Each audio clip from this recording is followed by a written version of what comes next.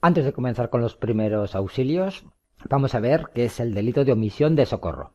Según la ley, todos los usuarios de la vía, es decir, tanto conductores como peatones, que se vean implicados en un accidente de tráfico, lo presencien o incluso tengan conocimiento de ello, están obligados a auxiliar o a solicitar auxilio para atender a las víctimas si las hubiere, y a prestar su colaboración para evitar mayores peligros o daños, restablecer la seguridad de la circulación en la medida de lo posible y esclarecer los hechos. El no hacerlo se considera delito. Esto quiere decir que aunque yo no tenga conocimientos de primeros auxilios, tengo la obligación, si conozco de un accidente, de acudir al mismo pues para ayudar en la medida de mis posibilidades. Por ejemplo, puedo ayudar a restablecer la circulación, puedo ayudar a los heridos tapándolos con mantas, tranquilizándolos, etcétera. Es decir, puedo hacer muchas más cosas aunque no sepa de primeros auxilios. Además, ya veremos que en este tema, si no sé cómo actuar, lo mejor es no tocar nunca a un herido. Pero eso lo veremos después. No será necesario detenernos ante un accidente en 3 casos. Primero, cuando ya se hayan presentado los agentes en el lugar. En esta situación haremos caso a lo que nos digan los agentes. En segundo lugar, cuando haya llegado el personal de socorro y no sea necesaria nuestra ayuda. Y por último, cuando el accidente sea leve, solo con daños materiales, algún toquecito, pero además ninguna persona implicada solicite nuestra ayuda. Si alguno de ellos nos pide ayuda, tendremos que parar. No estamos obligados a avisar a la autoridad ni a volver al lugar del accidente en los siguientes casos: cuando se hayan producido solamente heridos leves, cuando la seguridad de la circulación esté restablecida y si ninguna persona implicada lo solicita. En estos 3 casos no será necesario avisar a la autoridad ni volver al lugar del accidente en caso de que me tuviera que haber ido por cualquier motivo.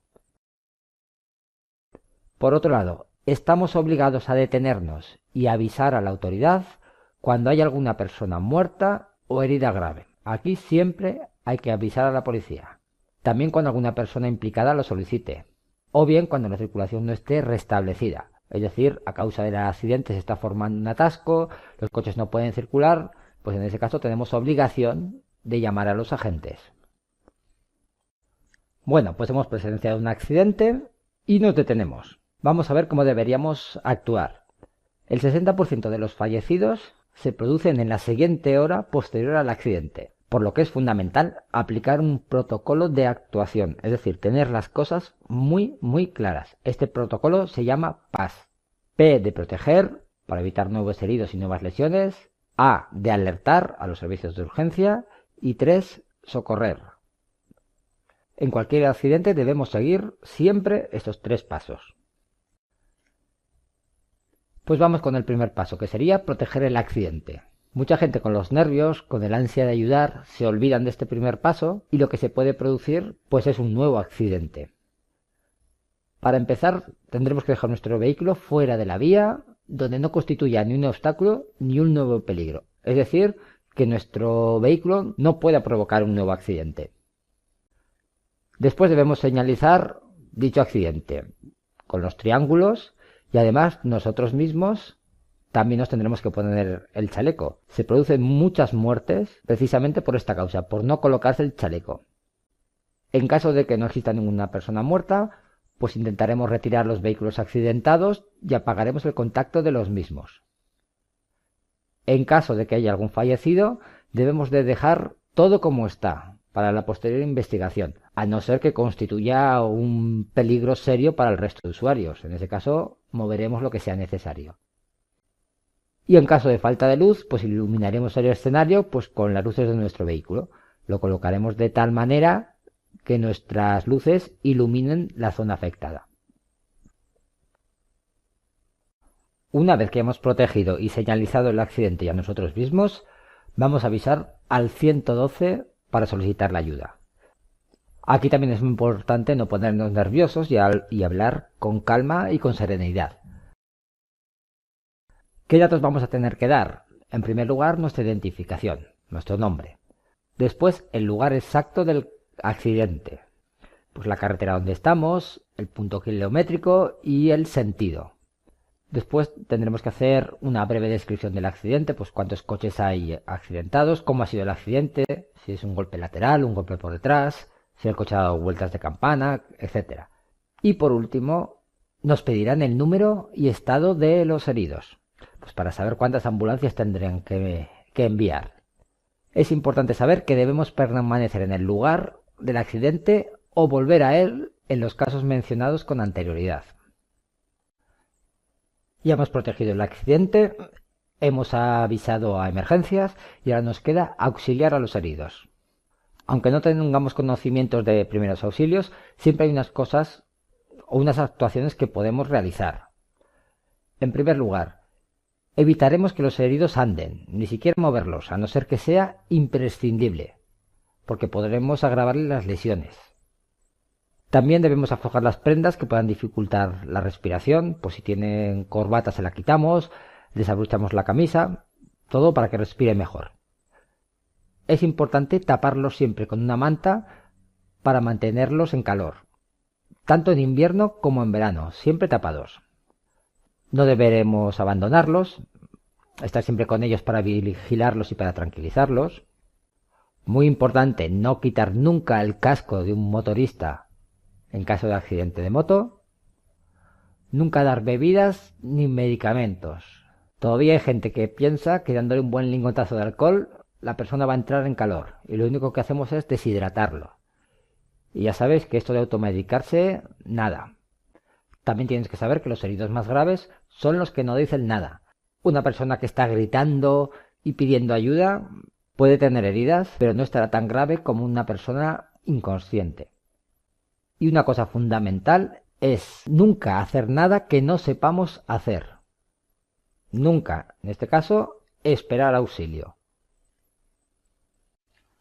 Antes de suministrar los primeros auxilios a los heridos, debemos hacer una evaluación de los mismos, pues para saber las heridas y la gravedad de las mismas.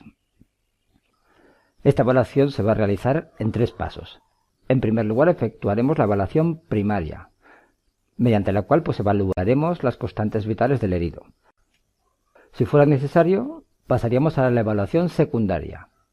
Con ella lo que vamos a hacer es conocer el estado o gravedad de las heridas de forma más precisa, valorando otros aspectos que generalmente no ponen en peligro la vida del herido. Y en último lugar, solo cuando el socorro tarda más de lo esperado o no puede llegar, aplicaremos la evaluación terciaria, en la cual se toman medidas sobre inmovilizaciones o traslado de heridos. Vamos a ver ahora qué es esto de la evaluación primaria. En ella, en primer lugar, debemos evaluar la consciencia del herido, es decir, ver si está consciente o no. Para ello, lo primero que tenemos que hacer es realizarle preguntas sencillas, por ejemplo, ¿cómo te llamas? ¿De dónde eres? Si está consciente, pasaremos a la evaluación secundaria, que veremos después. En caso de que no esté consciente, vamos a evaluar su respiración. Si esta es ruidosa y dificultosa, tiene las vías aéreas obstruidas. Entonces debemos intentar sacar el objeto que obstruya dichas vías. Sin embargo, si la respiración es superficial e irregular, eso quiere decir daño cerebral grave. Hay que trasladarlo rápidamente a un hospital. En caso de que el herido respire, pasaremos a la evaluación secundaria. En caso de que no respire, tenemos que evaluar el pulso. Ya veremos después cómo debemos hacerlo. Y por último, comprobaremos existencia de hemorragias abundantes. Una vez realizada la evaluación primaria, pasamos a la secundaria. Con esta vamos a conocer más detalladamente el estado de gravedad del herido. En primer lugar, vamos a comprobar la frecuencia de la respiración. En los adultos es más o menos de 15 a 20 repeticiones por minuto, mientras que en los niños sería más rápida, de 20 a 40. Podemos hacerlo colocando la oreja sobre la boca para escuchar la respiración o bien mirando hacia el pecho del herido, ver cómo sube y baja. Después debemos comprobar la frecuencia cardíaca. Lo vamos a mirar en la carótida o en la muñeca. A los niños pequeños se les puede mirar en la parte inferior del muslo. Esta frecuencia en los adultos es de 60 a 80 pulsaciones por minuto y en niños más rápida. En tercer lugar, debemos valorar hemorragias no abundantes. Después valoraremos fracturas. Y por último, quemaduras. Como norma general, y sobre todo a los heridos inconscientes, debemos colocarlos en posición lateral de seguridad. De esta forma nos aseguramos que no se asfixien con la lengua o con el vómito. Muy importante saber que solo se moverá o se trasladará al herido en un vehículo propio como último recurso. En caso de tener que moverlo, se hará con 3 personas y manteniendo recto el eje cabeza-cuello-tronco. Hay que evitar mover el cuello, porque podemos agravar posibles lesiones. Vamos a ver ahora cómo tenemos que prestar primeros auxilios en casos concretos. En primer lugar, estados de inconsciencia. Suelen ser causados sobre todo por insuficiencias respiratorias o por traumatismos cráneoencefálicos. ¿Cómo debemos actuar ante una persona que está inconsciente? Ni mover ni trasladar al herido con medios inadecuados. Lo colocaremos en posición lateral de defensa. Y vigilaremos sus constantes vitales hasta que llegue la ayuda. En un accidente de tráfico nos podemos encontrar heridos con problemas de respiración de 2 tipos. Unos que son menos graves son aquellos en los que el herido ha recibido un fuerte golpe en el tórax o en el abdomen y simplemente tiene dificultades para respirar. En este caso, se le aflojará las prendas que puedan dificultar dicha respiración y si está consciente se le colocará en posición lateral de defensa. Pero también nos podemos encontrar casos más graves, como son los casos de asfixia. La asfixia puede ser provocada principalmente por 2 causas. La primera sería por la obstrucción de las vías aéreas. Esto lo vamos a notar porque el herido tiene una respiración ruidosa y se nota que lo hace con dificultad. En este caso deberemos limpiar las vías aéreas. Para hacer esto debemos tumbar a la víctima de lado y nos arrodillaremos junto a su cabeza, poniéndole una mano en la frente, inclinándole con cuidado la cabeza hacia atrás de modo que se le abra la boca.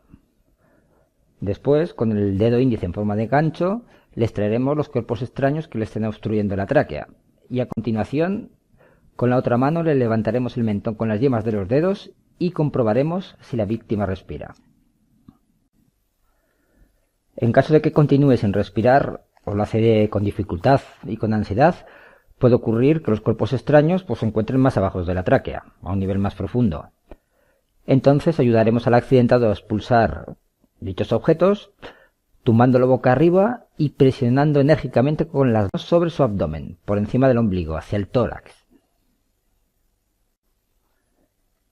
Y en caso de que sea la lengua la que obstruya las vías respiratorias, utilizaremos la técnica que se llama maniobra frente-mentón, con la cual se pretende elevar la lengua permitiendo el paso del aire. Se realizará colocando los dedos índice y medio de una mano bajo el mentón, elevándolo hacia arriba, a la vez que la otra mano se coloca en la frente empujándola hacia atrás, manteniendo el pulgar y el índice libres para tapar la nariz si se requiere respiración boca a boca. Con esto conseguimos un desplazamiento de la base de la lengua, lo que permitirá el paso del aire. Sobre todo debemos ser muy cuidadosos al realizar esta maniobra para evitar extensiones bruscas o excesivas del cuello. También nos podemos encontrar un herido que respire de forma rápida y superficial. Esto es síntoma de daño cerebral grave. Lo colocaremos en posición lateral de seguridad y esperaremos a una ambulancia para su traslado urgente a un hospital. Y una tercera causa de la asfixia sería la insuficiencia respiratoria, bien por compresión del tórax, por parada cardíaca, etc. En estos casos debemos proceder a realizar la respiración artificial o boca a boca. ¿Cómo se realiza esta maniobra? En primer lugar debemos aflojar la ropa que dificulte la respiración y asegurarnos de que las vías aéreas estén abiertas. Y naturalmente que no haya ningún objeto que las obstruya. En caso de que así sea, aplicar las técnicas anteriores. Después le inclinamos ligeramente la cabeza hacia atrás y pondremos una mano sobre su frente con los dedos orientados hacia la nariz, de modo que podamos cerrarle los orificios nasales. Con la otra mano le sujetamos el mentón y abriremos la boca.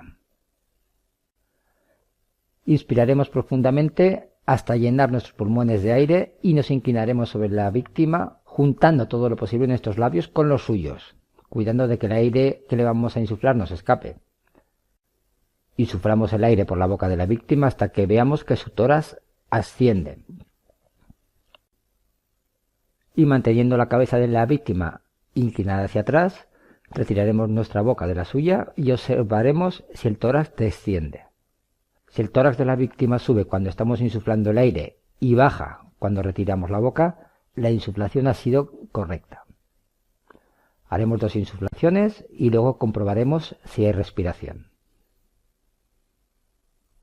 Deberemos realizar el boca a boca a un ritmo más o menos de unas 10 veces por minuto.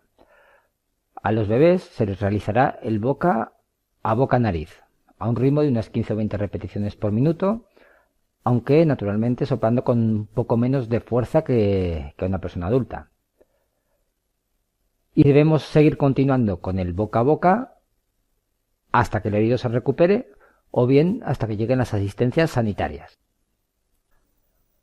Otro de los casos con los que nos podemos encontrar es la parada cardiorrespiratoria. Tienes que saber que una parada respiratoria conlleva una parada cardíaca y viceversa. Una parada cardíaca nos va a llevar a una parada respiratoria. En estos casos lo que debemos realizar es el RCP o también llamada reanimación cardiopulmonar. Debemos colocar al herido estirado boca arriba sobre una superficie plana y dura. Colocaremos las manos entrelazadas en un punto situado más o menos a unos 4 centímetros por encima de donde termina el esternón. Y con los brazos estirados y sin doblarlos, haremos presión de forma que veamos que el pecho baja unos 4 o 5 centímetros. Si solo se hace el masaje cardíaco, lo realizaremos a un ritmo de unas 100 compresiones por minuto. Si hacemos masaje cardíaco y respiración artificial, el ritmo será de 30 compresiones por cada 2 respiraciones. Otro caso sería encontrarnos heridos en estado de shock. Este estado se produce normalmente por pérdida masiva de sangre o por grandes quemaduras. Los síntomas serían pulso rápido y débil, piel pálida y fría, náuseas, vómitos, sed, etc. ¿Qué debemos hacer ante un herido en estado de shock? Pues en primer lugar, aflojar la ropa del cuello, pecho y cintura, colocar en posición anti-shock, que sería tendido boca arriba, es decir, en decúbito supino, con las piernas elevadas unos 30 grados más o menos. Y por último, siempre debemos taparlos. En cuanto a las heridas, la principal dificultad que podemos encontrarnos es que se infecten. Las podemos agrupar en 2 tipos, las heridas leves y las graves. En cuanto a las heridas leves, retiraremos los objetos extraños que hayan en la herida, la limpiaremos con agua desde dentro hacia afuera y taparemos la herida con apósitos estériles, nunca con algodón directamente sobre la herida, porque se quedarían pegados a la misma los hilitos del algodón. En cuanto a las heridas graves, en este caso, no retirar nunca los objetos incrustados, porque nos harán de tapón. Taparemos la herida con apósitos estériles, igual que con la anterior. Intentaremos cortar las posibles hemorragias que se produzcan. Las hemorragias serían la pérdida de sangre a través de una herida y pueden ser arteriales, si lo que se rompe es una arteria. En este caso la sangre sale a borbotones y es de color rojo brillante. También pueden ser venosas. En este caso la sangre brota de forma continua y es de color oscuro. Y por último, las más leves serían las hemorragias capilares. Se notan porque son varios puntitos. Son las que tienen menor cuantía de sangre. Otra clasificación de las hemorragias según su localización sería hemorragias externas si la sangre procede de una herida externa. Es decir, la sangre sale por fuera del cuerpo. Un segundo tipo serían hemorragias internas si la sangre procede de una herida interna y se queda dentro del cuerpo. Y por último tendríamos las internas exteriorizadas. Son aquellas en las que la sangre proviene de una herida interna, pero sale al exterior por orificios naturales, como el oído, la boca, etc. Vamos a ver ahora cómo debemos tratar las hemorragias, comenzando por las externas. Te recuerdo que nunca debemos quitar los objetos que haya clavados en la herida, si es una herida grave, porque este objeto nos puede servir también de tapón. Lo primero que debemos hacer es presionar sobre la herida con apósitos estériles. Si estos se empapan, no los quitaremos, sino que colocaremos otros encima. Si la herida sigue sangrando, pues elevaremos el miembro donde se encuentre la herida. Pues si es una herida en la mano, pues elevaremos el brazo. Si continúa sangrando, presionaremos directamente sobre el trayecto de la arteria afectada. Por ejemplo, en heridas en el brazo, presionaremos la arteria humeral. En heridas en la pierna, la arteria femoral, y en heridas en la cabeza, pues la arteria carótida. Y si la hemorragia no para, y como último recurso, remarco lo de último recurso, utilizaremos el torniquete. Ya hemos dicho que el torniquete se practicará siempre como último recurso y en casos de extrema gravedad, por ejemplo la amputación de un miembro. Se debe realizar con un material de una anchura más o menos de unos 5 centímetros, con una tela o con un plástico. Tienes que saber que a las 4 horas de haberlo colocado, el miembro afectado deberá amputarse, se gangrenará. Por ello es muy importante colocar un cartel sobre el herido en el que ponga urgente torniquete y la hora en la que se practicó el mismo. Una vez puesto, nunca lo debemos ni quitar ni aflojar. Esto solo lo puede hacer personal cualificado. En cuanto a las hemorragias internas, son de extrema gravedad porque son muy difíciles de detectar, ya que la sangre se queda en el interior del cuerpo. Los síntomas son color pálido de la piel, temperatura fría, pulso débil, incoherencias, y el herido entrará en estado de shock. Por lo tanto, lo que debemos hacer es colocarlo en posición anti-shock. Antes ya dijimos que las hemorragias internas exteriorizadas son aquellas que se producen por heridas en el interior del cuerpo, pero salen al exterior por orificios naturales. Las primeras que tenemos son las hemorragias bucales. Pueden ser producidas por heridas en la boca, por ejemplo, algún diente roto, que se muerda en la lengua. Estas serían de carácter leve. Después también pueden ser producidas por heridas en el aparato digestivo, la sangre sale con el vómito, o por heridas producidas en el aparato respiratorio, la sangre sale con la tos. En estos dos últimos casos sería de carácter grave. Si vemos que el herido sangra por la nariz, nunca taponar ni cortar la hemorragia. Debemos colocar el herido con la cabeza ligeramente hacia adelante o en posición lateral de seguridad si está inconsciente. Si tapamos la nariz para evitar que la sangre salga, esta sangre se va a acumular en el interior de la nariz y puede pasar a la tráquea o al esófago y obstruir las vías aéreas. Y por último tendríamos la otorragia, que son las hemorragias en las cuales la sangre sale por el oído.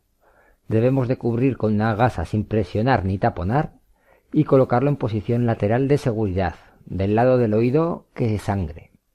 Normalmente suelen ser de carácter grave. El siguiente caso serían las fracturas. ¿Qué síntomas tienen? Pues crepitación, dolor, deformidad del miembro. Las fracturas se pueden clasificar según su forma y según su localización. Según su forma, pueden ser abiertas cuando el hueso sale al exterior creando una herida. En este caso hay peligro por infección. Y pueden ser cerradas pues cuando el hueso no sale al exterior. Pero también puede producir hemorragias internas que no se ven y el herido podría entrar en shock. Y según su localización, las fracturas pueden ser en primer lugar fracturas cráneoencefálicas. Son de extrema gravedad, pues pueden causar daños cerebrales irreversibles. En estos casos, intentar no mover al herido para no agravar las posibles lesiones cervicales.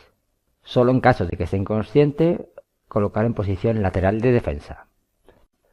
También podemos encontrar fracturas de columna vertebral. Sus síntomas son pues parálisis, pérdida de sensibilidad, el herido no se da cuenta de que se le toca. En estos casos, si está inconsciente o vomita, colocarlo en posición lateral de seguridad. Si está consciente y no vomita, colocarlo estirado boca arriba y poner unas toallas a ambos lados de la cabeza para que quede fijada y no la mueva. En cuanto a fracturas de tórax y traumatismos en el abdomen, los síntomas serían dificultades para respirar y en este caso los colocaríamos a los heridos en posición lateral de seguridad. Los síntomas de las fracturas en las extremidades pues serían deformidad del brazo o pierna, acortamiento, dolor, etc. Debemos inmovilizar el miembro. Si es un brazo, pues hacemos un cabestrillo. Si es una pierna, poner una férula o vendar las dos piernas juntas para que de esta forma no se pueda mover. Si tenemos una fractura abierta, cubrir la herida con un apósito estéril y nunca intentar reducir una fractura. Y el último caso con que nos podemos encontrar son las quemaduras.